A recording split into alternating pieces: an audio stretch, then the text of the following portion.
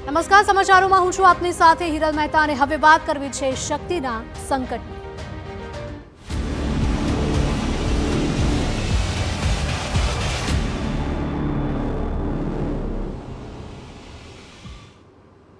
સાબરકાંઠામાં રહીને વરસાદ વરસી રહ્યો છે। જિલ્લાના પોશીના પંથકમાં વરસાદી માહોલ જામ્યો છે।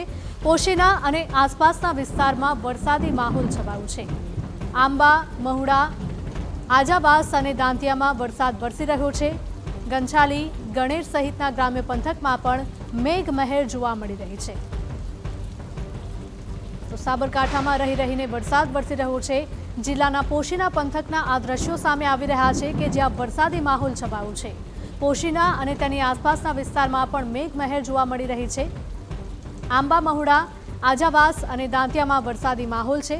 આ સાથે જ ગંછાલી, રણેર અને અનેક સહિતના ગ્રામ્ય વિસ્તારોમાં મેઘમહેર જોવા મળી રહી છે। રસ્તા ઉપરથી જાણે કે નદીઓ વહેતી થઈ હોય તેવા પણ દ્રશ્યો સામે આવ્યા છે। તો વાવાઝોડાની અસર હવે જોવા મળી રહી છે। રહીને અસર સાબરકાંઠામાં જોવા મળી।